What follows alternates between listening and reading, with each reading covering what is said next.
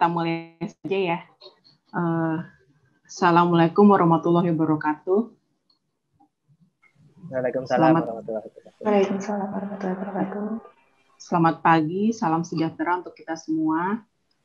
Untuk hari ini yang akan menjadi moderator adalah saya, Yulinda, dan juga dibantu oleh Mas Hasan sebagai host Zoom. Pekan ini sudah masuk ke pekan kelima pelatihan Akademi Wirausaha Mikro. Materi untuk pekan ini adalah legalitas dan perizinan usaha. Untuk pekan ini kita akan dibimbing oleh dua trainer. Saya perkenalkan dulu ya trainernya. Yang pertama ada Ibu Anggi Dwi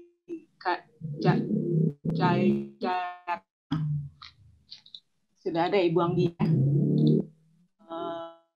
Kemudian yang kedua ada Bapak Bimo Prasetyo. Sebentar. Saya untuk profil trainer akan saya bacakan sedikit. Untuk Bapak Bimo Prasetyo, pengalamannya antara lain sebagai founder smartlegal.id, kemudian partner BP Lawyers, kemudian Associate Hanafiah Penggawa dan Partners di Adnan Buyung Nasution and Partners, Makarim Entera S Law Firm, dan jurnalis hukumonline.com. Kemudian Ibu Anggi adalah konsultan di smartlegal.id. Baik, untuk mempersingkat waktu akan saya serahkan kepada trainer untuk dimulai training ini. Ya, silakan Ibu Anggi dan Pak Bimo. Pak Bimo belum masuk ya?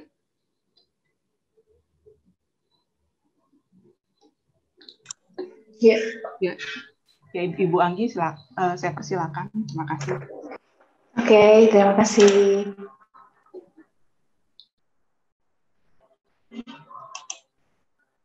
Ini saya share screen dulu. Sudah muncul share screen-nya? Ya, sudah.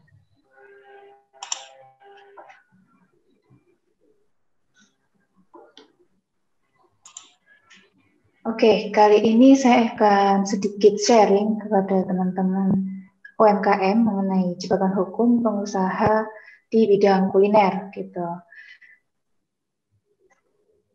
Saat ini saya bersama Pak Bimo Prasetyo sebagai founder smartlegal.id.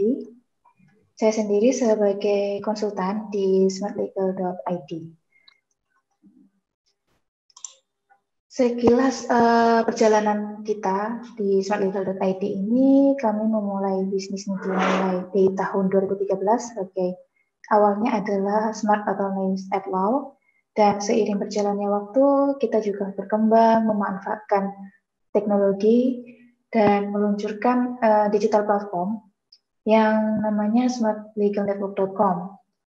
Sekarang kita sudah ada beberapa brand, jadi sesuai dengan expertise-nya masing-masing itu di sini ini ada di beberapa brandnya yang terafiliasi dengan smartlegal.id, ProLegal, BP Lawyers, Smart Legal Consulting, KPCO, Elsen, dan Legalo.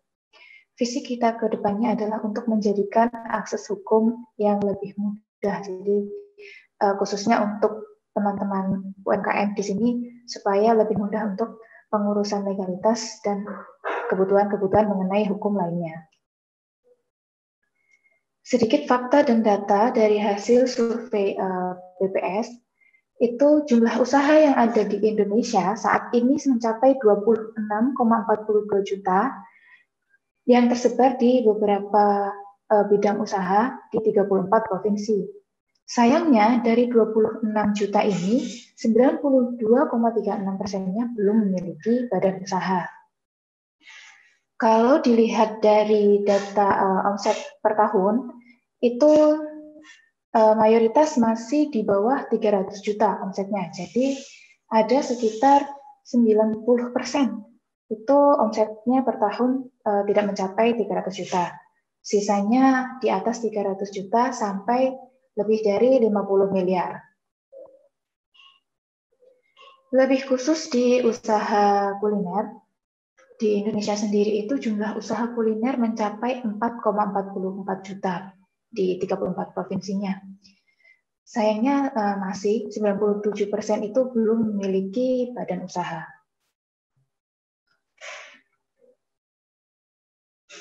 Nah, ini 90% dari jumlah usaha kuliner itu kegiatan usahanya adalah penyediaan makanan dan minuman, sisanya baru penyediaan akomodasi.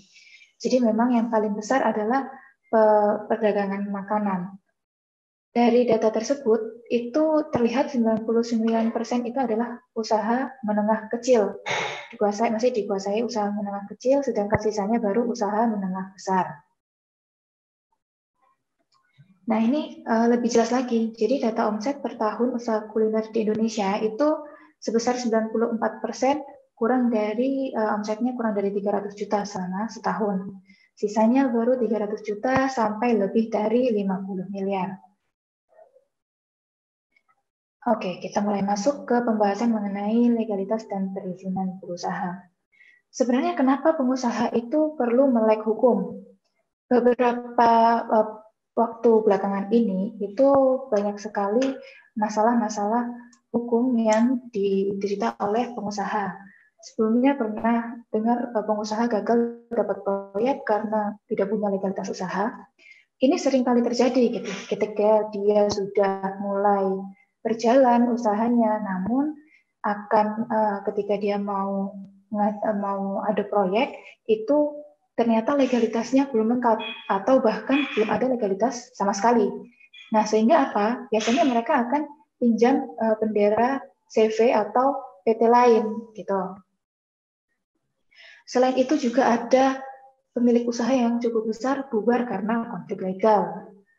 Lalu yang paling baru belakang ini juga ramai mengenai artis yang rebutan merek gitu. Jadi ternyata merek ini menjadi aspek yang penting juga dalam kegiatan usaha. Sampai-sampai artis terkenal itu harus rebutan merek untuk mempertahankan usahanya. Tapi paradigmanya, beberapa pengusaha masih beranggapan bahwa biaya legal itu mahal. Kemudian proses perizinan yang ribet dan waktu penyelesaian perizinan yang tidak jelas. Ini dulu memang proses perizinan itu dianggap masih rumit. Jadi dari satu dinas harus ke dinas yang lain gitu. Sekarang sudah ada sistem perizinan online atau kita sering dengar namanya juga OSS, itu sebenarnya untuk mempermudah dan lebih terintegrasi gitu. Jadi pelaku usaha sekarang sudah bisa proses perizinan usahanya melalui online. Tidak perlu lagi datang ke dinas-dinas sambil membawa dokumen.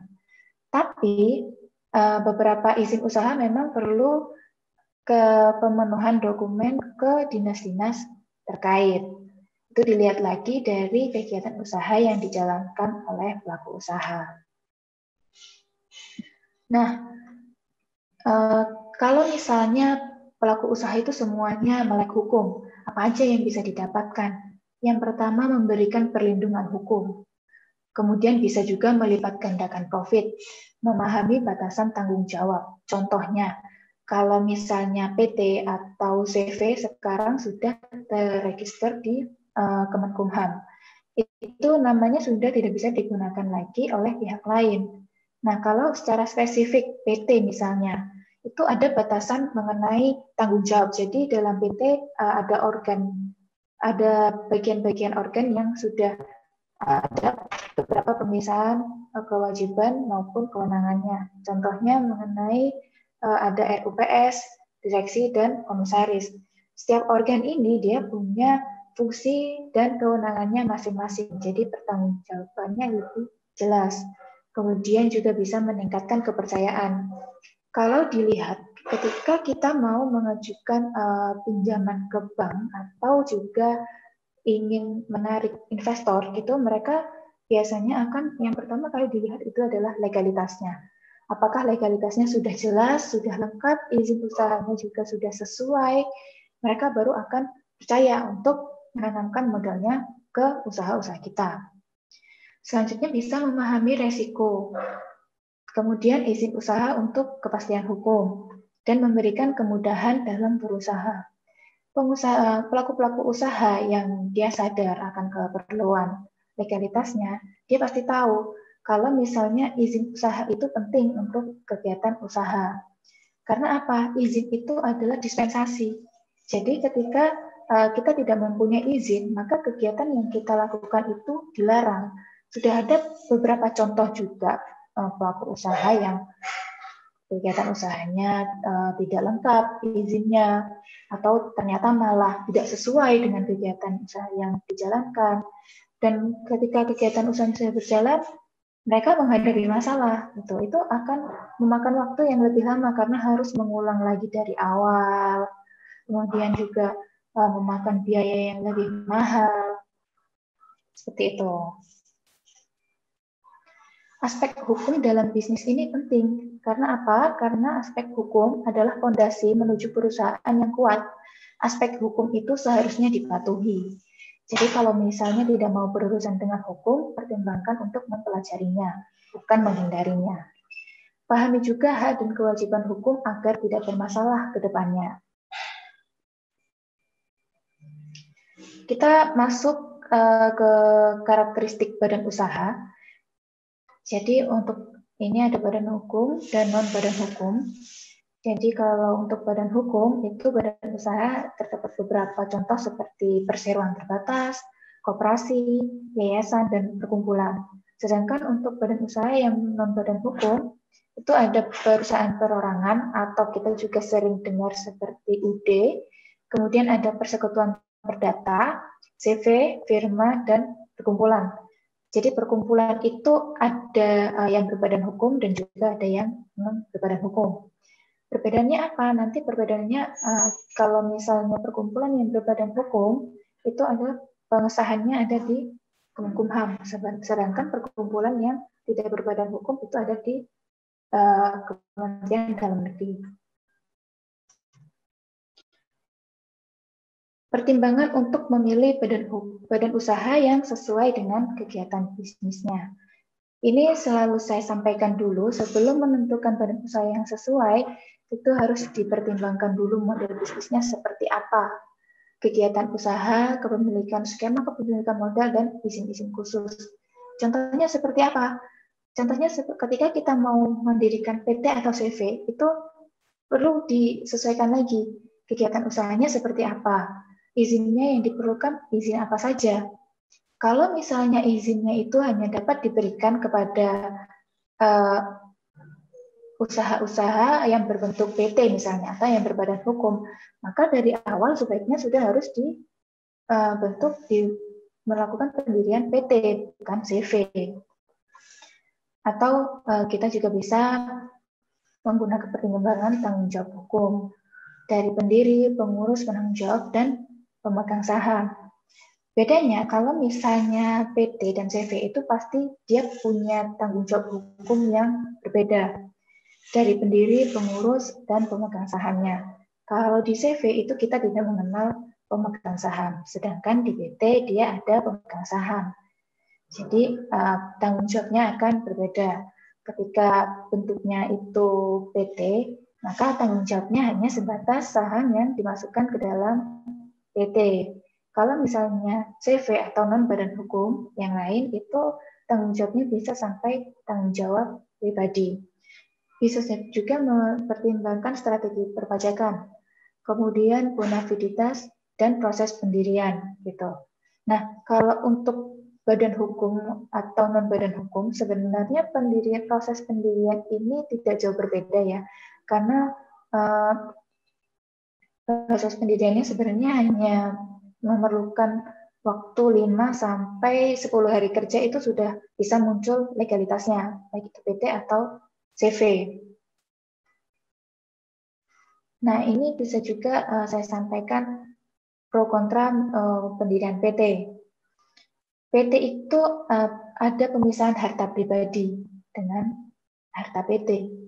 Kemudian tidak ada jangka waktu. Jadi selama PT itu berjalan, selama PT itu beroperasi, itu tidak ada batasan jangka waktunya.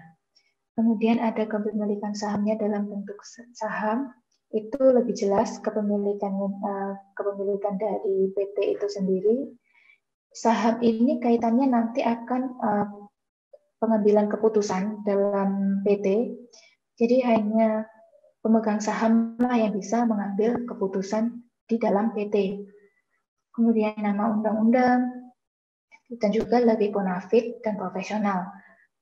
Di dalam PT itu struktur organisasinya lebih jelas. Dia ada pembagian dari RUPS, direktur, dan komisaris yang masing-masing punya kewenangannya sendiri, punya fungsinya masing-masing gitu. Jadi lebih profesional. Namun PT ini masih dianggap rumit ya karena ada RUPS, kemudian pelaporan pajak dan laporan keuangan yang harus jelas. Ada juga yang beranggapan bahwa modal awal PT ini relatif besar gitu. Walaupun sebenarnya sekarang sudah modal dasar PT sudah tidak ada minimal lagi. Jadi dia lebih lebih mudah untuk mendirikan PT. Selanjutnya ada pro kontra CV. CV tidak ada ketentuan modal, tidak ada organ perusahaan, sehingga pengambilan keputusannya lebih sederhana. Bisa langsung diambil dari kesepakatan para pendiri kalau CV. Kemudian privé atau pengambilan pribadi tidak dikenakan pajak. Jadi biasanya para pendiri CV tinggal mengambil aja gitu di hasil keuntungan dari CV.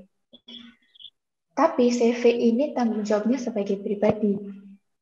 Sehingga nanti kalau misalnya ada sengketa dengan pihak ketiga atau ada kerugian yang diderita oleh CV, itu para pendiri harus bertanggung jawab sampai ke harta pribadinya.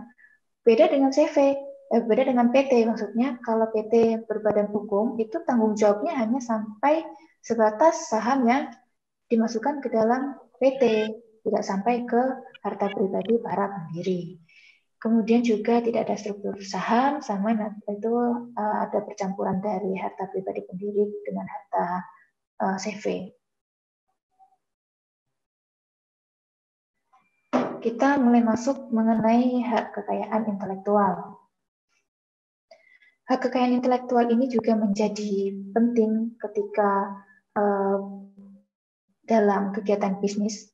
Hak kekayaan intelektual itu ada hak milik industri, itu ada merek, paten, desain industri, rahasia dagang, desain tata sirkuit terpadu, letak, perlindungan varietas tanaman. Kemudian hak cipta dan hak terkait. Hak cipta ini biasanya untuk karya seni, sastra, ilmu pengetahuan, hak pelaku, produser rekaman suara, lembaga penyiaran. Kemudian juga ada hak kekayaan komunal seperti indikasi geografis dan pengetahuan tradisional, ekspresi budaya tradisional.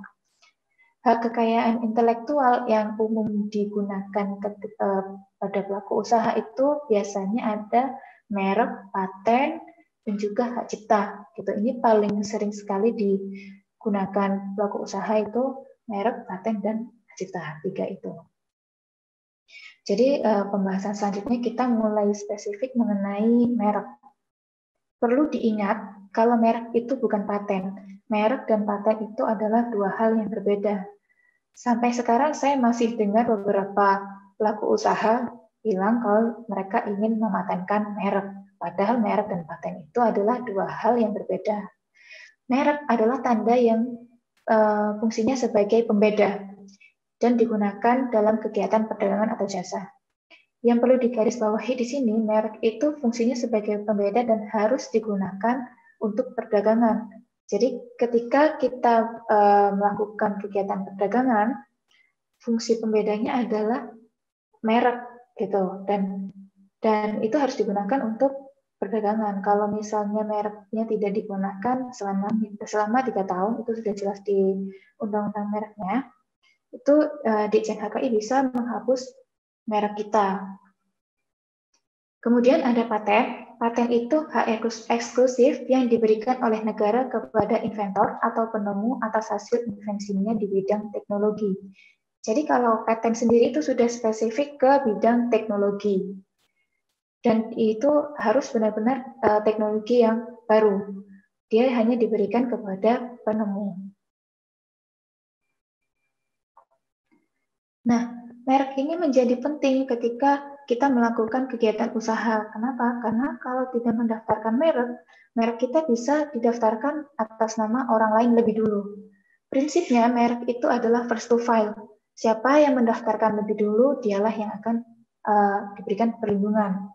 Kalau misalnya merek kita sudah didaftarkan dengan orang lain, yang bisa kita lakukan hanya meminta izin atau membayar royalti kepada pemilik merek tersebut. Gitu. Masalah mengenai merek ini itu bisa sengketa sampai ke urusan perdata atau pidana. Sudah banyak contoh juga dari beberapa kasus yang mereka mengalami kerugian karena sengketa merek. Contohnya seperti apa?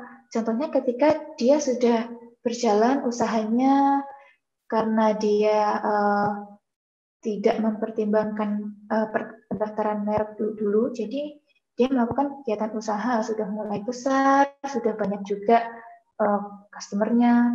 Ternyata ada merek yang didaftarkan lebih dulu, gitu. Dan dia juga usahanya sama. Ini bisa dianggap merugikan pemilik merek terdahulu. Nah, ketika hal ini terjadi, maka yang bisa dilakukan hanya membayar royalti ketika mereka merasa merek bapak atau ibu merugikan merek kompetitor itu. Fungsi merek sendiri adalah sebagai pembeda. Kemudian jaminan reputasi. Contohnya apa? Ketika kita beli air mineral, itu pasti kita akan memilih merek yang sudah punya reputasi yang baik gitu. Padahal produknya sama-sama air mineral, tapi kita lebih memilih produk yang satu daripada yang lainnya. Sebagai alat promosi yang efektif, kemudian juga sebagai aset berharga selain tanah dan bangunan. Jangka waktu perlindungan merek sendiri itu 10 tahun sejak tanggal penerimaan dan dapat diperpanjang untuk jangka waktu yang sama. Jadi perlindungan merek itu dihitung sejak kita mengajukan permohonan perlindungan. Proses pendaftaran merek ini tidak sebentar, dia bisa memerlukan waktu sekitar 1-2 tahun itu sampai sertifikat mereknya terbit. Nah, ketika kita mengajukan permohonan, itu sudah muncul nomor permohonannya dan ketika itu juga mereknya sudah terlindungi. Tapi selama menunggu proses penerbitan sertifikat itu ada beberapa langkah untuk mengajukan untuk proses penerbitan sertifikatnya sendiri gitu. Yang pertama, setelah surat terang permohonan itu akan diproses 15 hari untuk masuk ke berita resmi merek. Jadi masuk ke berita resmi merek itu fungsinya adalah pengumuman kepada masyarakat supaya kalau misalnya itu membuka kesempatan untuk merek-merek yang terdaftar lebih dulu mengajukan keberatan terhadap pendaftaran merek kita. Nah, selama jangka waktu 2 bulan ini, masa pengumuman berita resmi merek, ketika tidak ada yang mengajukan keberatan, itu bisa dilanjutkan ke pemeriksaan substantif yang pertama. Pemeriksaan substantif ini dilakukan oleh tim pemeriksa Ditjen HKI, waktunya 150 hari. Kalau sudah lewat masa pemeriksaan substantif yang pertama, masuk lagi ke masa pemeriksaan substantif yang kedua dengan jangka waktu yang sama selama 160 hari. Nah, setelah itu sudah selesai pemeriksaan, baru kita akan proses untuk penerbitan sertifikatnya. Gitu. Nah, selain merek itu proses pendaftarannya yang memerlukan waktu lama, ternyata tidak semua merek itu bisa didaftarkan. Ini merek-merek yang tidak bisa didaftarkan. Yang pertama adalah merek yang bertentangan dengan kesusilaan, moralitas agama, dan ketertiban umum. Contohnya penggunaan tanda tersebut dapat menyinggung perasaan, kesopanan, ketentraman, atau keagamaan dari halayak umum. Gitu. Yang selanjutnya tidak memiliki daya pembeda. Nah, fungsi merek ini kan sebagai pembeda. Dia bisa menjadi tidak dapat didaftarkan ketika dia memiliki kesamaan dengan merek lain. Kemudian juga telah menjadi milik umum. Contohnya tanda tengkorak di atas 2 tulang yang bersilang diketahui secara umum sebagai tanda bahaya. Atau contoh lainnya juga merek restoran, tapi menggunakan tanda garpu dan sendok. Itu sudah jadi tanda milik umum, itu juga tidak bisa didaftarkan. Kemudian keterangan dari barang atau jasa. Misalnya merek kopi untuk produk kopi itu tidak boleh karena dianggap tidak memiliki daya pembeda, hanya menjelaskan mengenai produknya saja. Dan terakhir, memiliki persamaan pada pokoknya terhadap merek pihak lain yang sudah terdaftar, merek terkenal, dan indikasi geografis atau daerah asal. Jadi sebelum mendaftarkan merek, itu penting untuk melihat melakukan penelusuran terhadap merek-merek yang sudah didaftarkan. Jadi selain melihat merek-merek yang sudah didaftarkan, kita juga harus paham apakah merek kita bertentangan dengan kesusilaan atau telah menjadi merek umum. Gitu. Nah, ini salah satu pelajaran dari film The Founder ya. Jadi film ini salah satu cuplikannya adalah ketika pemilik merek terkenal itu dia tidak paham atas pentingnya mendaftarkan merek, sehingga sudah besar, sudah banyak orang tahu dari mereknya, ternyata mereknya harus direbut oleh pihak lain dan pemiliknya sendiri tidak boleh menggunakan merek tersebut. Nah, itu pasti sangat merugikan bagi pelaku-pelaku usaha. Makanya sebelum hal itu terjadi, sebaiknya segera mendaftarkan merek. Bahkan sebelum kegiatan usahanya berjalan, itu sebaiknya sudah dipertimbangkan untuk pendaftaran mereknya. Nah, untuk pendaftaran merek sendiri itu karena prosesnya yang cukup lama, makanya kita selalu tekankan untuk pelaku usaha itu selalu melakukan penelusuran terlebih dahulu. Sistem pendaftaran merek ini sekarang sudah melalui online, jadi pelaku usaha juga bisa melakukan penelusuran melalui online, juga bisa melakukan pengecekan terhadap klasifikasi kelas mereknya gitu. Jadi di sistem pendaftaran merek itu dikenal mengenai klasifikasi merek. Merek itu ada beberapa kelas. Secara gambaran besarnya itu ada kelas perdagangan dan kelas jasa, kelas produk dan kelas jasa. Nah, kita harus benar-benar paham produk kita ini seperti apa gitu. Contoh, kalau saya ambil contoh, misalnya kita berjualan kopi. Nah, penjualan kopi ini jual kopinya saja, atau jual minuman kopi di kafe, atau jual minuman kopi di booth, itu ternyata masuk ke kelas yang berbeda-beda. Nah, di setiap kelas itu, kita harus bisa melakukan penelusuran, karena pendaftaran merek itu kan kalau dia memiliki persamaan dengan merek terdaftar pada satu kelas yang sama, misalnya, itu bisa saja berpotensi adanya penolakan merek. Jadi untuk menghindari penolakan merek, kita harus paham betul model bisnis, produk yang kita jual, dan juga kelas mereknya. Ini salah satu contoh sengketa merek. Jadi Pecel Lele Lela ini pernah mendapatkan teguran dari kopi Starbucks itu karena dianggap dia mempunyai kesamaan pada pokoknya dari logo Starbucks gitu. Akibatnya apa? Akibatnya Pecel Lele Lela ini harus ganti logo gitu. Nah, kalau misalnya untuk pelaku-pelaku usaha, ketika dia sudah berjalan gitu usahanya, terus di tengah jalan ada sengketa merek, ternyata merek kita dituduh memiliki kesamaan dengan logo merek lain.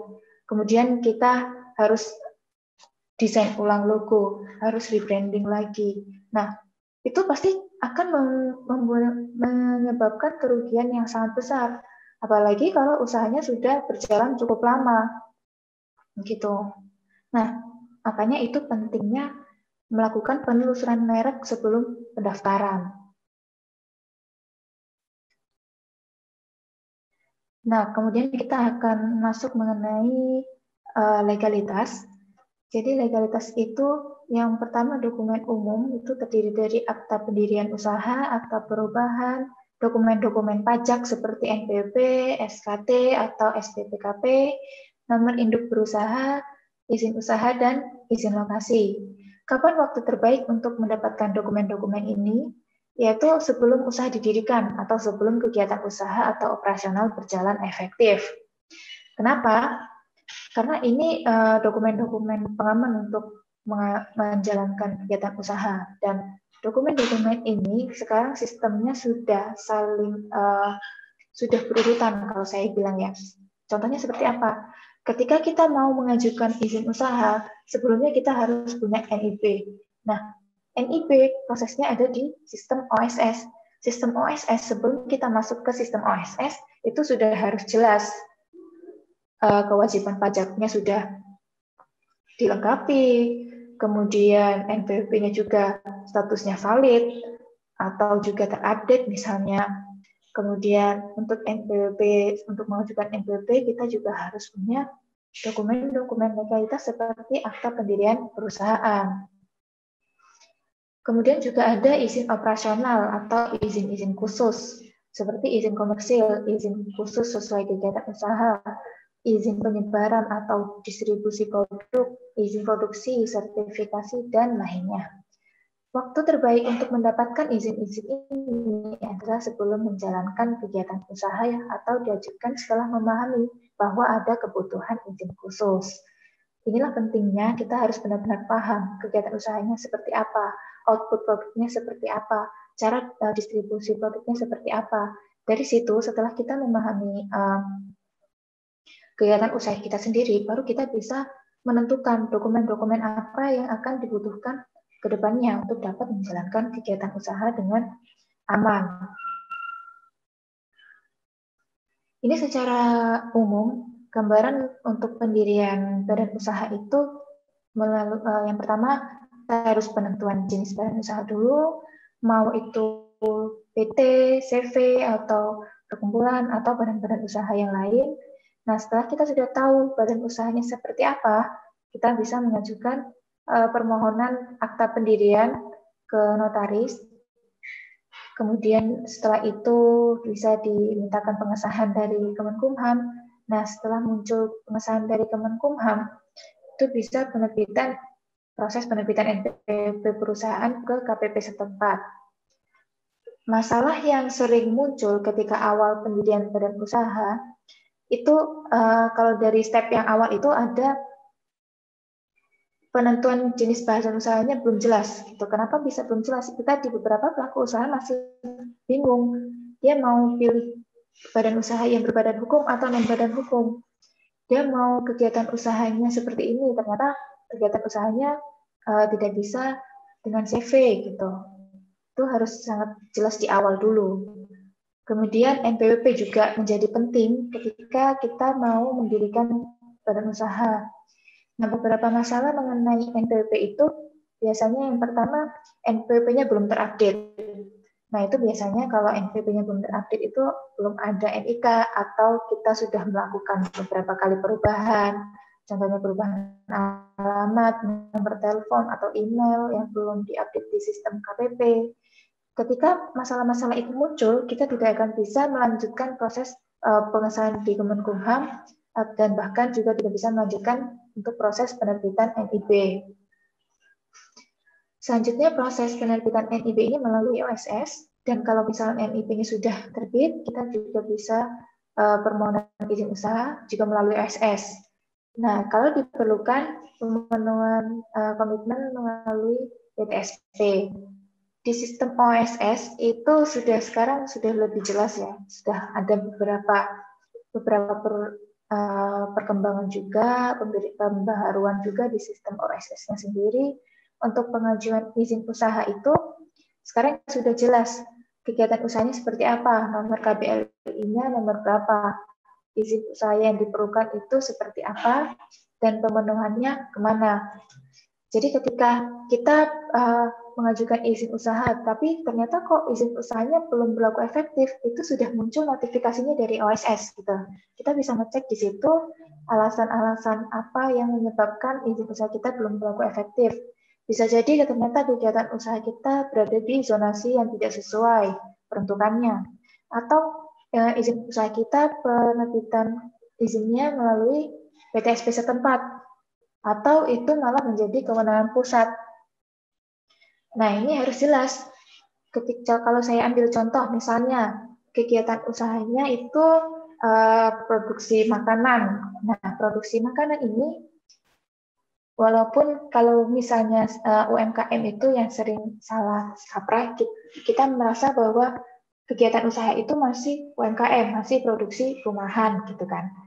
Nah, ternyata ketika pengecekan di OSS memerlukan izin usaha industri.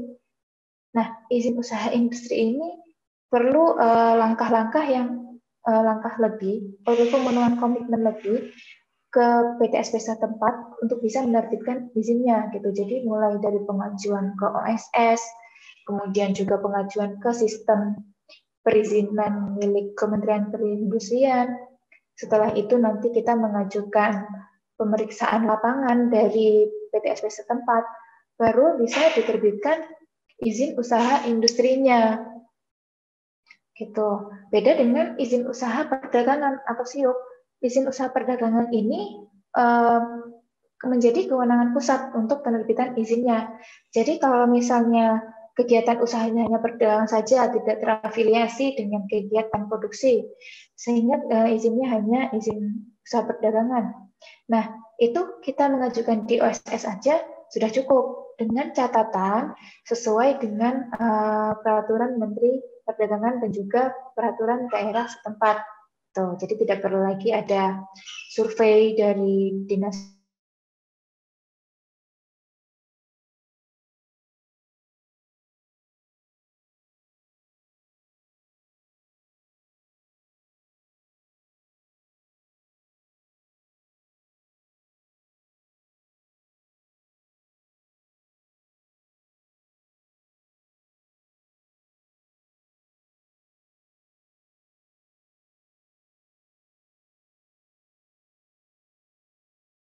Adalah mengajukan NIP perorangan. Nah, di sistem OSS sendiri, IUMK ini hanya bisa diterbitkan untuk pelaku usaha perorangan. Jadi belum bisa untuk kegiatan usaha PT atau CV atau kegiatan usaha non perorangan yang lain. Jadi memang masih untuk UMKM. Selanjutnya mengisi kelengkapan data di OSS, termasuk kegiatan usaha yang dijalankan, kemudian luas domisili perusahaan yang digunakan, kemudian mencetak IUMK dan izin lainnya bila seluruh prosedur ini sudah dijalankan. Nah, di dalam sistem OSS itu sudah ada beberapa izin lainnya selain juga izin IUMK. Contohnya seperti SPPL itu juga sudah bisa diproses melalui OSS. Selanjutnya catatan penting dalam menjalankan kegiatan usaha. Nah, khusus untuk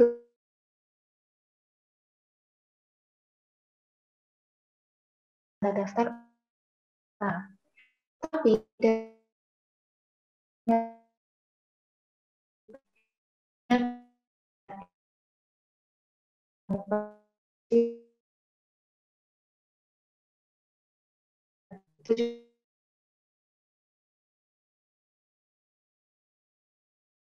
itu seperti usaha-usaha yang memerlukan tempat atau lokasi tetap, tidak berpindah-pindah. Contohnya itu seperti restoran, kemudian jasa boga untuk suatu event tertentu, event catering. Nah,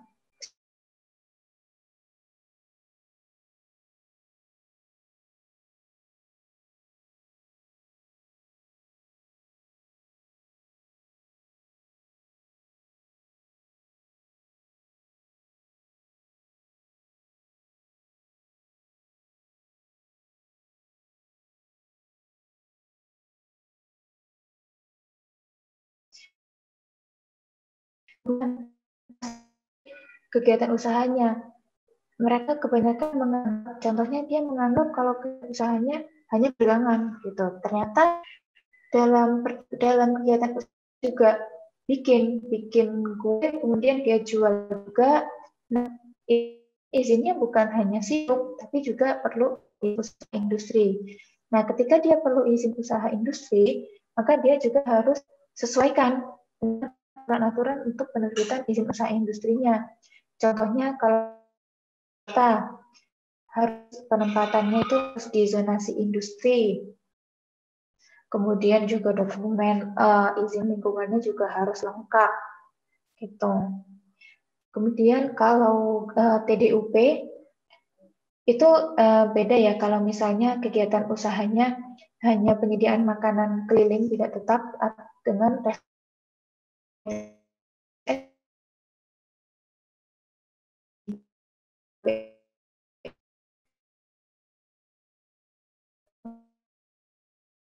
kami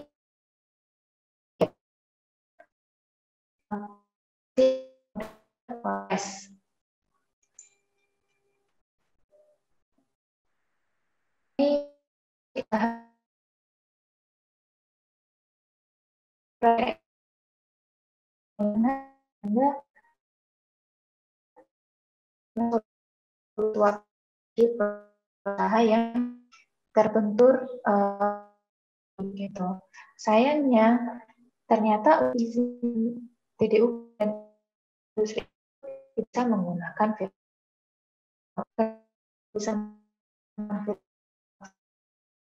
izin ini masuk mereka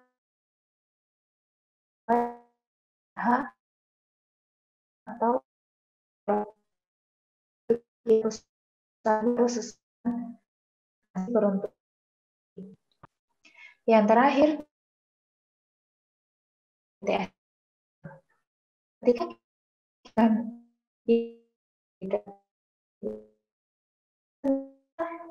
dalam mereka akan pemeriksaan lapangan. Selain dokumen, mereka juga akan perlu pemeriksaan lapangan dari PTSP setempat. Ini yang menyebabkan izin-izin TDUB dan IU ini tidak bisa menggunakan virtual office. Kenapa? Pada konsepnya virtual office itu hanya sewaan alat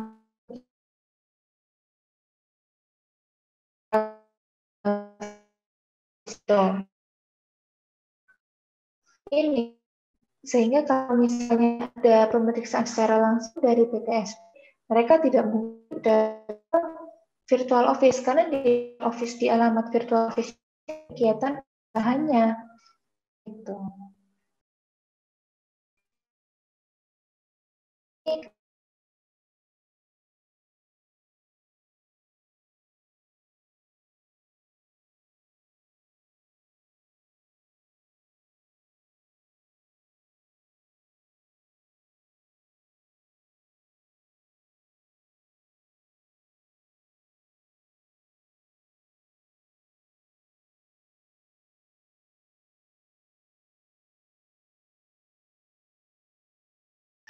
Itu akan ada pertanyaan untuk memastikan kembali. Jadi di sistem OSS itu akan dipastikan kembali apakah kegiatan usaha ini terafiliasi dengan kegiatan produksi. Ketika kegiatan usahanya terafiliasi dengan kegiatan produksi, maka izinnya bukan hanya izin usaha perdagangan, tapi perlu juga izin usaha industri. Sehingga pemenuhan komitmennya itu juga akan ke pemenuhan komitmen sesuai dengan kementeriannya masing-masing. Nah, selanjutnya juga ada tanda daftar usaha pariwisata untuk usaha-usaha restoran atau jasa boga untuk satu event tertentu. Izin kuliner itu sebenarnya ada macam-macam, jadi kita harus tahu apa saja izin-izin yang diperlukan untuk kegiatan usaha kuliner kita. Dari produknya itu perlu izin BPOM, halal MUI, dan juga merek. Kalau di usaha kuliner sendiri, pendaftaran BPOM itu contohnya seperti untuk makanan-makanan frozen food atau makanan-makanan yang memerlukan pengawet. Ini penting juga untuk bisa dipastikan kapan produk kita perlu izin BPOM dan kapan produk kita perlu PIRT atau izin-izin yang lainnya. Untuk tempat atau outlet untuk kegiatan usaha kuliner itu perlu izin TDUP atau tanda daftar usaha pariwisata. Nah, kalau dilihat dari model bisnisnya itu juga perlu izin STPW atau waralaba untuk usaha-usaha yang mau kegiatan usahanya franchise. Nah, sedikit catatan untuk STPW ini, untuk mengajukan izin STPW ternyata harus mendaftarkan merek. Bukan hanya mendaftarkan, tapi mereknya sudah harus muncul sertifikatnya. Kalau dari bahasan yang sebelumnya kan pendaftaran merek itu memerlukan waktu yang cukup lama. Ini juga menjadi salah satu pertimbangan untuk pendaftaran merek di awal. Ketika kita mau bisnisnya menjadi besar atau kita sudah punya rencana ke depannya kalau akan franchise, itu sebaiknya didaftarkan mereknya.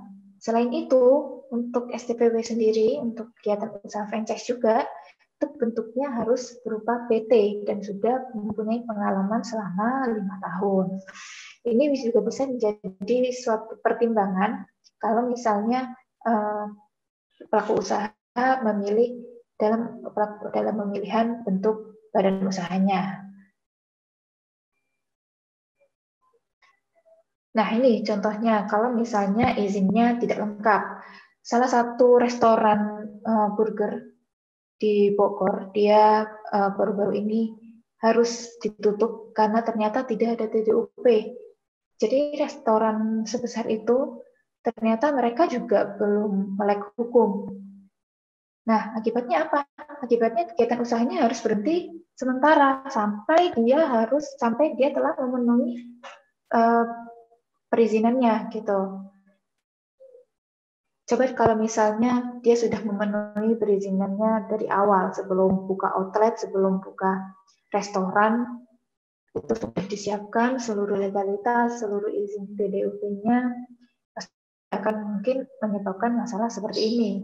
Jadi bisnisnya juga bisa berjalan dengan lancar tanpa harus berhenti sementara. Padahal seperti yang kita tahu, restoran burger ini juga sudah lumayan ramai, omsetnya juga mungkin sudah ratusan juta gitu kan.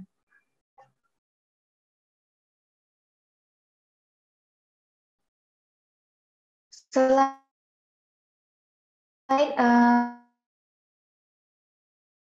mungkin saat ini kita baru belajar mengenai, tapi selanjutnya yang perlu diperhatikan untuk dan pelaku usaha yang lain, kita juga harus memperhatikan mengenai aspek ketenagakerjaan, kemudian juga kontrak bisnis yang baik seperti apa, kemudian HKI dalam bisnis, itu juga aset, kemudian keuangan dan pajak.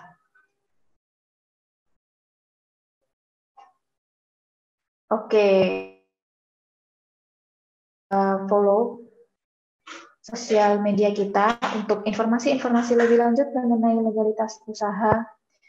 Untuk akses hukum yang lebih mudah, ini bisa dicek sosial media kita, atau apabila Bapak Ibu sekalian misalnya ingin konsultasi lebih lanjut atau kebingungan dalam menentukan kegiatan usaha atau hal-hal yang lain, bisa langsung menghubungi kami di kontak berikut.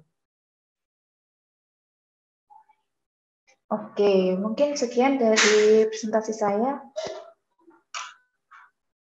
Kalau ada pertanyaan bisa disampaikan. Baik, terima kasih Bu Anggi. Ini untuk pertanyaan yang dari form dulu, kemarin kan sudah ada yang mengisi form pertanyaan. Ini saya bacakan dulu yang pertanyaan di form yang sudah masuk. Ini yang pertama ada pertanyaan dari Ibu Suhaini. Yang pertama, bagaimana mendaftarkan usaha kita jika kita usahanya bersama suami? Lebih baik atas nama suami atau atas nama istri? Kemudian pertanyaan yang kedua, bagaimana mendaftarkan NIB jika kita salah memasukkan email saat daftar atau login, sehingga kita tidak mendapatkan verifikasi balasan email? Apakah ada cara manual? Itu untuk pertanyaan dari Ibu Suhaini. Ya mungkin silakan Bu Anggi mau jawab dulu. Oke, untuk pertanyaan pertama mengenai kegiatan usaha yang dijalankan berdua dengan suami gitu. Iya. Lebih baik didaftarkan atas nama suami atau istri. Oke, ini saya sampaikan dulu untuk kegiatan usaha yang dijalankan lebih dari 2 orang itu bentuknya bisa PT atau CV. Tapi perlu menjadi catatan buat pelaku usaha juga, untuk mendirikan suatu PT itu tidak boleh suami istri. Kenapa? Karena masih dianggap suami istri itu ada percampuran harta atau dianggap satu subjek hukum yang sama. Sehingga kalau misalnya suami atau istri mau mendirikan suatu usaha, sebaiknya memang harus ada pemisahan harta. Gitu. Kalau misalnya dilihat dari fungsinya, lebih baik didasarkan atas nama suami atau istri. Kembali lagi, itu sesuai dengan, kalau misalnya saya ambil contoh ya Bu. Jadi kalau untuk PT itu kan ada fungsi, ada organ direktur atau komisaris yang punya fungsinya masing-masing. Ini siapa yang mau menjalankan usahanya? Kalau yang mau menjalankan kegiatan usahanya, yang melakukan kegiatan operasional itu adalah suami, maka sebaiknya suami yang menjadi direktur, istri menjadi komisaris sebagai pengawas gitu. Nah, mungkin dari sini masih ada yang ingin didiskusikan atau ada tambahan bisa disampaikan.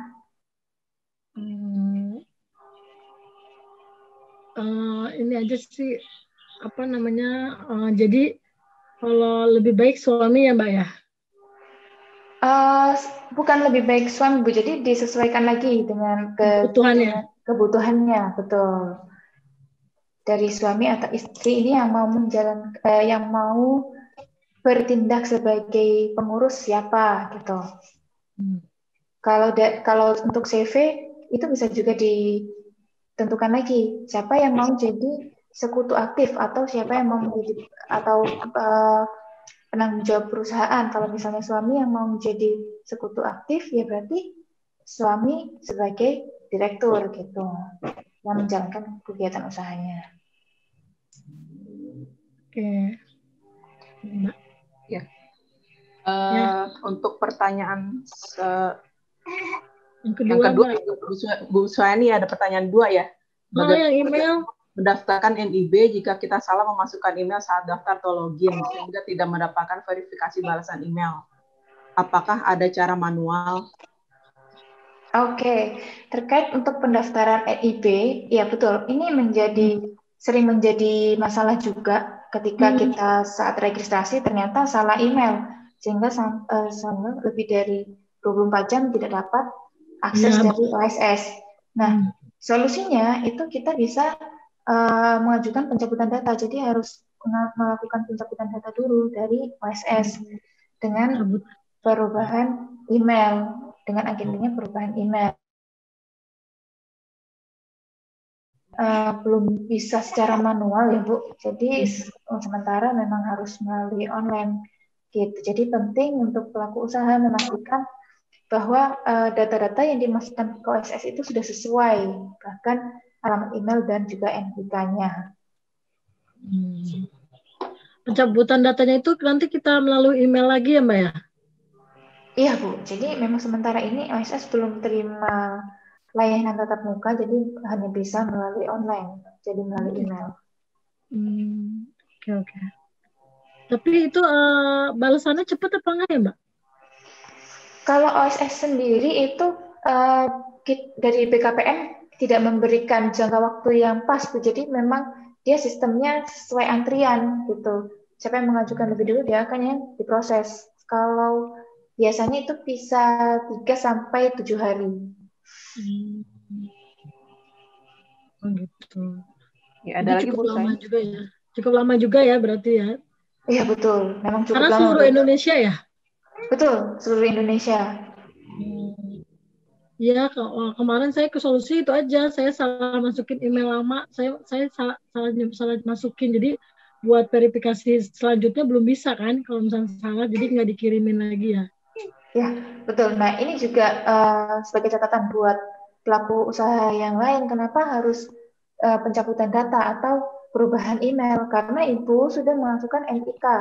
Nah, sekali kita memasukkan NIK, itu sudah tidak bisa lagi melakukan registrasi ulang menggunakan email yang berbeda. Gitu. Ya, jadi pas saya mau mulai lagi itu emang keterangannya gitu seperti itu. Nick Anda sudah terpakai gitu. Jadi harus cabutan data dulu ya, Mbak ya? Iya, betul, Bu. Oke. Kasih ya, Mbak. Iya, sama-sama Ibu. Semoga membantu. Ya. Pertanyaan selanjutnya ada dari Ibu Pusvaryawati.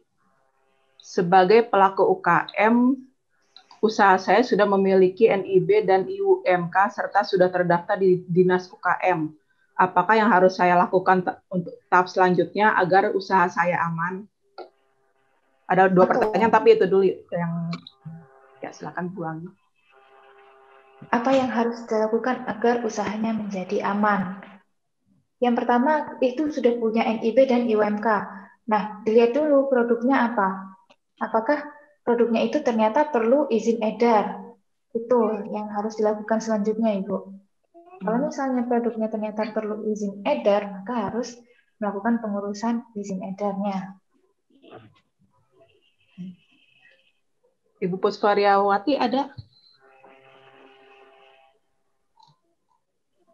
Ibu Puspa, ada tanggapan? Baik, pertanyaan kedua dulu ya, Bu Anggi. Ini Bu Puspa nanya lagi, dalam hal ini nama merek saya hanya mencantumkan nama usaha dengan produk yang kami produksi. Dengan kata lain, apakah itu sudah termasuk merek?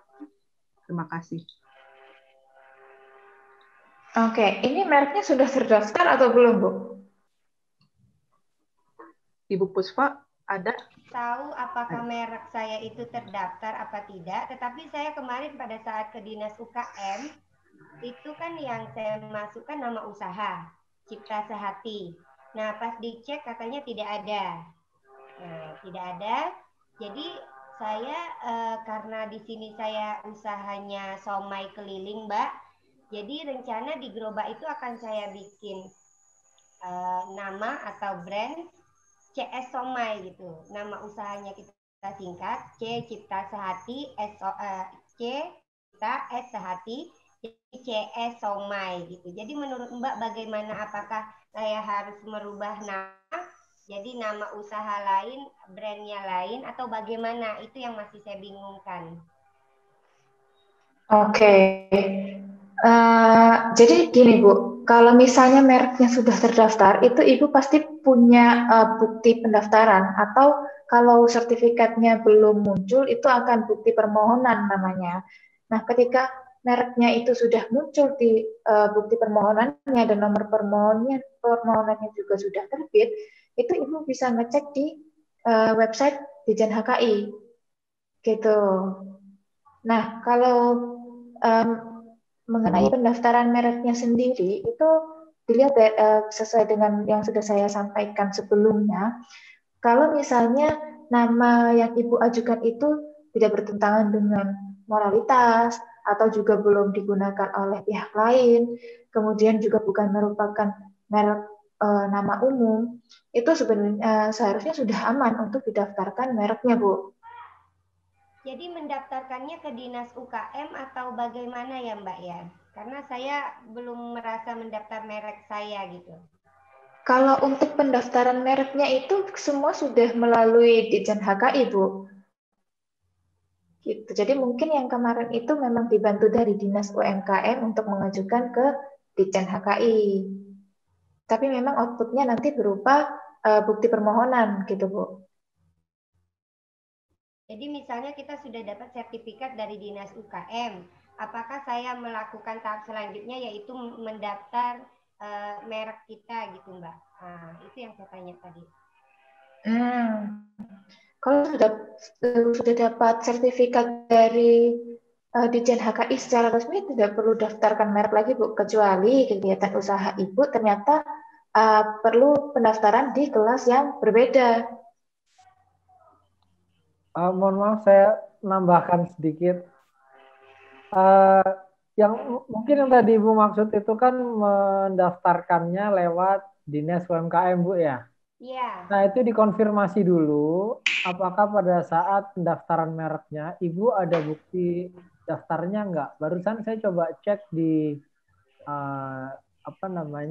database DJKI, Cipta Soma itu belum mendaftarkan, Bu. Belum ya, Pak ya? Ya, nah kalau Ibu sudah pernah mendaftar lewat Kementerian atau Dinas Koperasi difasilitasi untuk ke Dirjen KI, itu diminta Bu form pendaftarannya. Kalau itu belum ada, berarti Ibu harus mendaftarkan dulu di Berarti Dirjen yang KI. saya ke Dinas UKM itu bukan mendaftar merek berarti Pak, tetapi mendata bahwa saya usahanya Oh, mendata. itu IUMK berarti Bu. Iya, mungkin Oh, seperti berarti itu. baru IUMK. Jadi, Untuk jadi merek bagaimana terpisah. Pak cara saya supaya Ya. bisa mendaftar merek nih? Oke. Anggi bisa dibantu pendaftaran mereknya bagaimana? Bisa secara online dan langsung.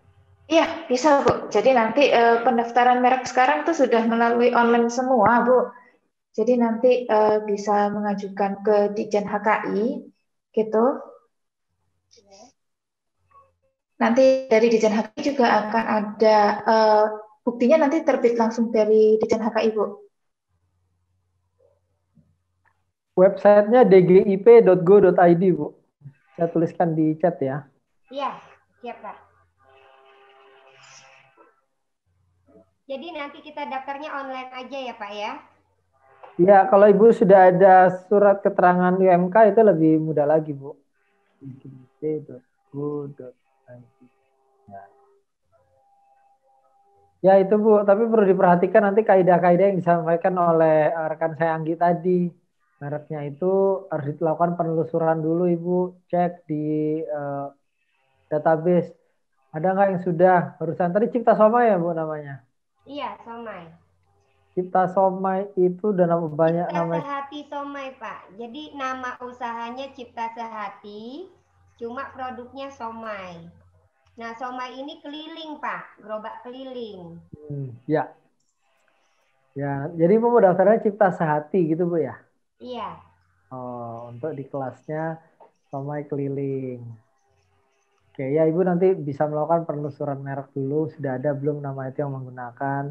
Kalau belum, terus nanti baru proses untuk pendaftaran. Gitu, Bu. Atau barangkali Mbak Anggi atau Pak Bimonya bisa kasih masukan supaya barangkali namanya rubah Bu atau bagaimana gitu. Kalau nama usaha biarin Cipta Sehati, untuk somainya apa gitu. Ya barangkali Kak. Oh, maksudnya usulan nama ini Bu ya, brandnya Bu ya? Iya. Waduh, kalau saya terus terang saat ini belum dalam kapasitas Bu, karena kami konsultan hukum. Mungkin konsultan brand Bu yang bisa kasih masukan. Gitu. Tapi kalau ini sedikit masukan dari saya sih Bu ya. Sebenarnya nama itu harus yang unik dan tidak harus terasosiasi dengan produk. Jadi nama itu semakin dia nggak nyambung sama produknya pun itu lebih baik Bu. Contohnya kan kayak komputer Apple, sepatu Adidas, itu kan Adidas itu tidak menyebutkan bukan nama atau definisi sepatu misalnya. Ya dibuat seunik yang bisa diingat orang, mudah diingat orang Bu. Jangan lebih dari cuma satu kata Bu, jadi gampang diingatnya. Gitu. Iya. Ya, terima kasih Pak. Baik, ada lagi Bapak Ibu? Terima kasih Mbak Anggi. Ya, sama-sama Ibu. Ya, silakan Bapak atau Ibu yang mau bertanya tentang masalah legalitas dan perizinan usaha.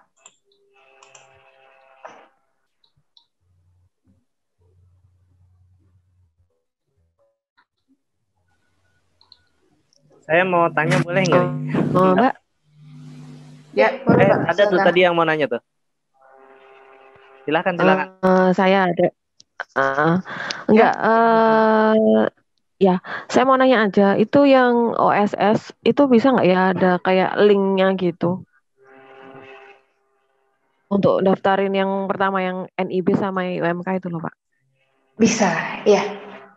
Untuk OSS ini linknya saya share di chat aja ya Bu ya mungkin. Oke. Berarti itu kan syaratnya cuma KTP sama NPWP aja ya Bu ya? Iya betul. Untuk syarat pengajuan registrasi pertama itu hanya butuh KTP sama NPWP aktif. Oh ya, minta tahu. Sudah ada. Itu berarti ke OSS aja, terus nanti muncul ini ya ngikutin prosedur dari situ, baru nanti udah muncul sendiri gitu ya Bu ya? Jadi kalau untuk pengajuan apa ya? Iya, ngajuin izin awal sih. Iya, kalau untuk Kan izin awal baru itu bisa baru juga tahun. Bisa rek dulu di mana? Iya, registrasi dulu. Itu linknya sudah saya share juga Ada di ini ya. kolom chat. Nah, itu nanti diikuti prosesnya. Jadi nanti di situ akan ada muncul untuk kegiatan UMKM atau kegiatan usaha perorangan. Di situ juga ada step-stepnya itu udah jelas Bu. Itu tinggal mengikuti di sana, mengisi data-data perusahaan, kegiatan usahanya seperti apa, isi KBLI-nya di situ juga. Oke, ya, makasih Mbak Anggi. Iya. Ya, Pak, ada yang mau bertanya lagi? Tadi Mas Hasan mau nanya. Boleh ya, tanya ya. Tadi saya dengerin juga kan ada bagian di pendaftaran hak merek ya. Itu prosesnya sampai 2 tahun ya Bu Anggi ya? Iya, betul Pak. Ya, proses sampai 2 tahun itu, sedangkan di situ kan dibilangnya masa aktifnya 10 tahun ya? Betul. Apakah 2 tahunnya itu terhitung ke dalam yang 10 tahun itu, atau bagaimana gitu? Iya, benar. Jadi masa perlindungan selama 10 tahun itu bukan dihitung dari terbitnya sertifikat, tapi dihitung dari terbitnya nomor permohonan. Nah, permohonan ini itu nomor permohonannya muncul ketika kita mengajukan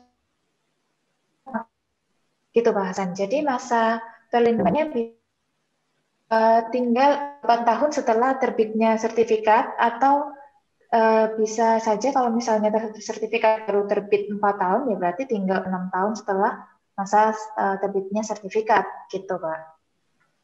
Kalau untuk biayanya itu berapa ya Bu? Daftar merek tuh. Kalau untuk biayanya itu investasinya pendaftaran umum itu sekitar 3,5 juta ya Pak. Kalau untuk pendaftaran merek UMKM, jadi itu akan ada syarat tambahan yang berupa surat keterangan UMKM dari dinas setempat. Itu biayanya bisa lebih murah, bisa jadi 2 juta Pak. Setahu saya kalau UMKM itu 600.000 Bu. Iya, itu PNBP-nya Pak. Kalau misalnya melakukan pendaftaran sendiri itu bisa 600.000 hanya membayarkan PNBP-nya saja. Tapi kalau misalnya nanti menggunakan jasa konsultan untuk pemeriksaan atau penelusuran awal itu bisa sampai 2 juta Pak. Tepatnya 1,8 juta karena saya juga barusan mendaftarkan kok. 1,8 juta untuk PNBP pendaftaran merek umum ya Pak? Ya, merek ya yang kita punya ini aja kan, merek apa, emang ada merek khusus juga kan? Enggak. Jadi kalau Bapak punya, setahu saya, kalau kita punya merek, misalnya saya merek punya saya itu Klopo Jowo ataupun apalah, produk Bapak sendiri itu hanya 1,8 juta untuk UMKM. Bukan Pak, justru kalau UMKM hanya 400.000, hanya 600.000 Pak PNBP-nya. Kalau merek umum yang non UMKM itu 1,8. Yang dimaksudkan saya itu jika menggunakan jasa konsultan untuk penelusuran merek, ngecek, menganalisis mereknya itu layak apa enggak. Karena seringkali Pak didaftarkan karena tidak paham kaidah-kaidah merek, setelah 2 tahun ditolak. Waktu daftarin diajukan oposisi dan lain-lain. Nah, itu tadi maksudnya seperti itu. Makanya tadi Anggi memberikan panduan bagaimana mendaftarkan merek agar jangan sampai ditolak. Kalau Bapak mau langsung sendiri sudah cukup confidence juga nggak apa-apa tanpa perlu konsultan gitu. Sebetulnya bukan begitu Pak, sebetulnya begini. Iya. Ya. kan di website juga sudah ada. Kita kalau pengen melihat merek kita itu, kita di situ bisa melihat apakah merek kita sudah ada, itu di situ sudah bisa dilihat, Pak. Sudah digunakan sama orang lain atau belum. Nah, itu ada clue-nya di situ, Pak, di website tersebut itu, Pak. Tadi sudah kami share, Pak, di chat ada dgip.go.id. Ya. Tadi Bapak belum lihat. Maksud saya di situ. Daripada kalau untuk UMKM bayar konsultan itu mahal, sayang banget duitnya gitu. Oh iya, itu pilihan, Pak. Silakan. Sederhananya di situ. Sayang kalau bayar konsultan UMKM kok. Gitu aja sih, Pak. Oke. Berarti kalau saya tarik kesimpulan ya, Mbak ya. 600 itu sebenarnya kita sebagai UMKM itu bisa mendaftarkan hak merek itu dari yang paling murahnya itu 600.000 dengan syarat kita sudah punya keterangan dari dinas UMKM di kotanya kita gitu ya. Kalau misalnya 1,8 juta. Tapi itu dengan ketentuan kita sendiri yang ngurus semuanya gitu. Dan setahu saya itu kalau misalnya pendaftaran kita ditolak, berarti uangnya hangus. Uang pendaftaran. Oh, makanya ada konsultan itu fungsinya untuk memastikan dalam tanda kutip gitu ya, bahwa nggak akan ditolak, seperti itu ya, Mbak. Jadi fungsi sebenarnya untuk hukum. Jadi selain melakukan penelusuran melalui website, kita juga memberikan masukan-masukan, Pak Hasan. Ini nanti mereknya berpotensi ditolak karena memiliki kemiripan dengan merek ini di kelas ini gitu. Kita juga bisa berikan saran-saran terbaik supaya merek Bapak itu bisa diterima dan menghindari kalau misalnya nanti di tengah perjalanan sambil proses pendaftaran merek, sambil proses sertifikatnya itu nanti akan mendapatkan usulan penolakan. Kita juga bisa menyampaikan argumentasi-argumentasi untuk mempertahankan merek yang diajukan, gitu Pak. Karena kan keputusan pendaftaran dari Ditjen HKI ya Pak. Oke. Jelas sih, cukup jelas yang saya tanya. Mungkin ada lagi yang mau bertanya. Silakan Mbak Yulinda. Ya, Bapak Ibu ada lagi yang mau bertanya?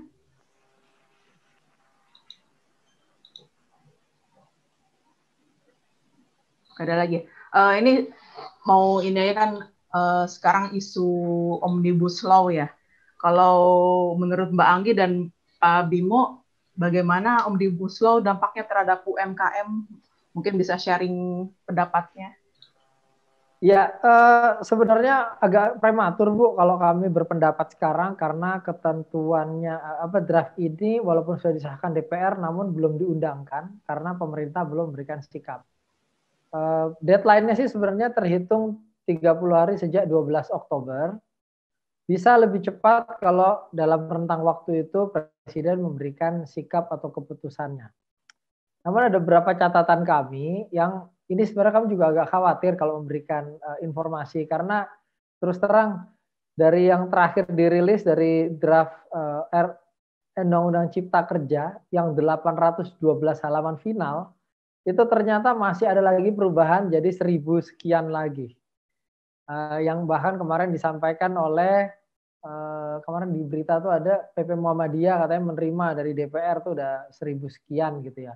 Dan yang kami khawatirkan kalau kami memberikan pendapat sekarang dari draft yang dulu dinyatakan final dan hanya typo direvisi menjadi 812 ternyata merubah redaksional dari ayat dan pasal. Jadi ini tuh kami masih ragu-ragu. Saya sendiri sebenarnya udah berapa ya 2 kali isi seminar tentang Omnibus Law ini tentang Undang-Undang Cipta Kerja ya sebenarnya bukan Omnibus. Jadi Omnibus itu metodenya. Perubahan undang-undang sekarang dengan metode Omnibus tidak perlu satu persatu undang-undangnya yang diamandemen, tapi lewat satu undang-undang yang namanya Cipta Kerja ini ada 76 plus 2 peraturan undang-undangan yang diubah. Ada beberapa yang berkaitan dengan UMKM, misalnya tadi yang dijelaskan oleh rekan saya terkait pendaftaran merek, pemeriksaan substantif yang tadinya 150 hari itu menjadi 90 hari. Pendirian PT untuk usaha mikro di bawah modalnya di bawah 50 juta itu dibolehkan dengan cara prosedur yang lebih sederhana, cukup satu pemegang saham sepanjang dia merupakan UMK, kemudian waktunya hanya 1 tahun. Tapi setelah 1 tahun harus disesuaikan sesuai dengan undang-undang PT, modalnya harus 50 juta, kemudian pemegang sahamnya itu harus dua orang, bisa badan hukum ataupun perorangan. Hal lain yang diatur yang mungkin masih berkaitan terkait pajak, nanti itu dividen tidak dikenai lagi PPh 10% untuk penarikannya. Jadi kurang lebih sama seperti CV yang kalau udah bayar pajak badannya, tarik prive nggak kena lagi pajak pemiliknya ya. Kalau dividen kan kemarin misalnya ownernya itu gajian tiap bulan, itu kena PP 21-nya.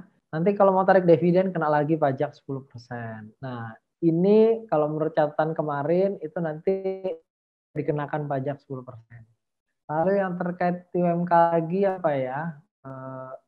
Terkait apakah UMKM tidak perlu bayar gaji UMR itu hoax ya. Jadi ketentuan itu tidak diubah.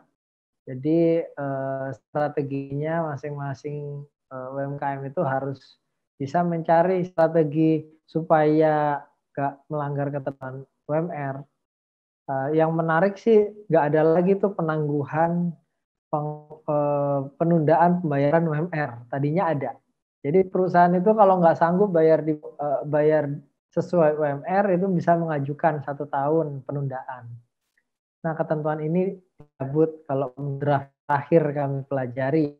Entah itu ternyata ada atau tidak diundangkan. Lalu ada ketentuan apa lagi yang berkaitan ya? Merek tenaga kerja, PT, mungkin itu ya yang masih relevan dengan UMK. Kalau yang lainnya lebih ke teknis, ke industri-industri yang memang arahnya Presiden Jokowi itu kan minta undang-undang cipta kerja ini supaya Indonesia itu naik peringkat kemudahan berusaha, masih di peringkat 73, harapannya ke 40 besar. Jadi supaya investor asing itu dapat kepastian hukum, nggak ribet masalah ini, perizinan dan lain-lain. Jadi beberapa isu penting sih kalau terkait investasi, izin-izin yang tadi di daerah itu disentralisasi menjadi ke pusat. Kurang lebih seperti itu sih Bu kalau catatan seputar Undang-Undang Cipta Kerja. Baik, terima kasih Pak Bimo. Untuk peserta masih ada yang mau bertanya? Baik, kalau begitu kita sudahi untuk pelatihan minggu ini. Untuk pekan depan masih ada konsultasi dan pendampingan oleh Bu Anggi dan Pak Bimo. Kemudian untuk kertas kerja minggu ini tidak ada ya untuk materi ini. Jadi untuk minggu depan kita full konsultasi dan pendampingan. Untuk selanjutnya, Bu Anggi dan Pak Bimo ada lagi yang mau disampaikan?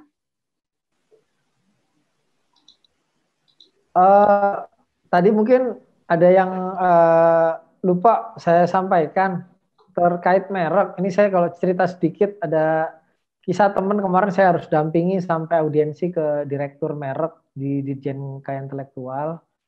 Ya memang semuanya itu berawal dari upaya yang mulai dari awal ya, merintis kecil. Saya ini bisnisnya jualan minuman, bubuk minuman.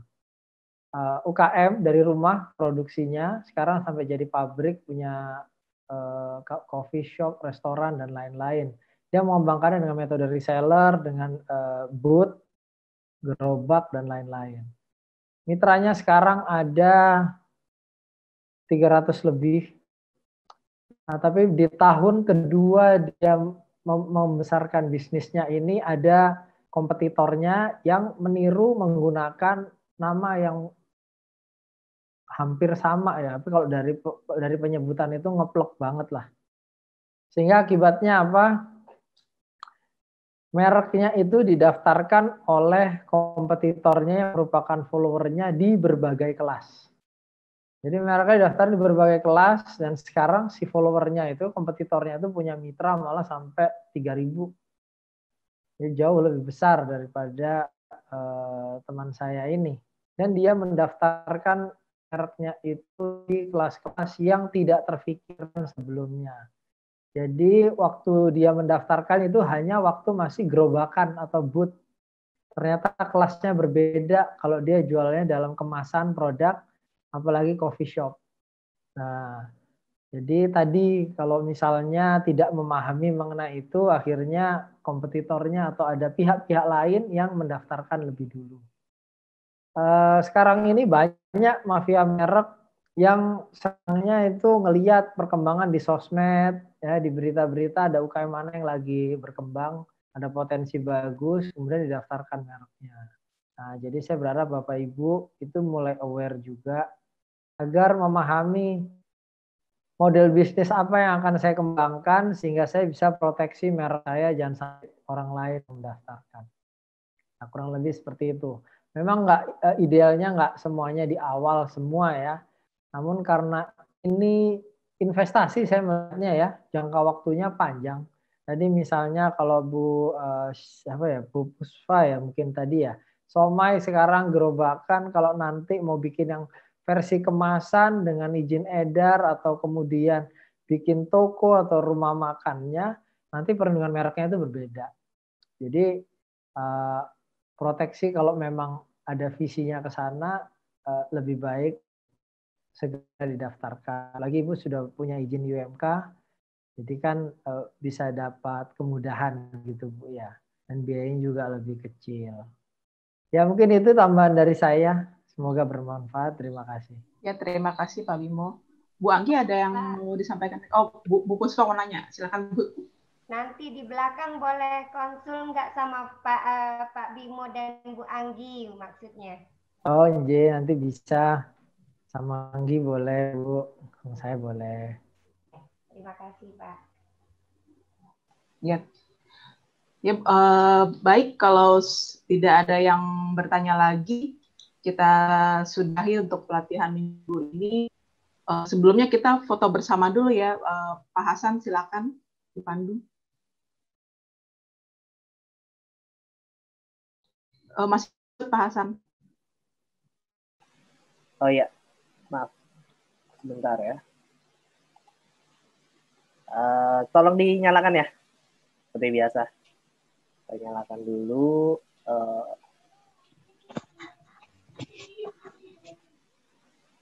Oke. Yang halaman pertama dulu ya. 1, 2, 3. Oke. Halaman pertama udah. Bentar, saya tes dulu.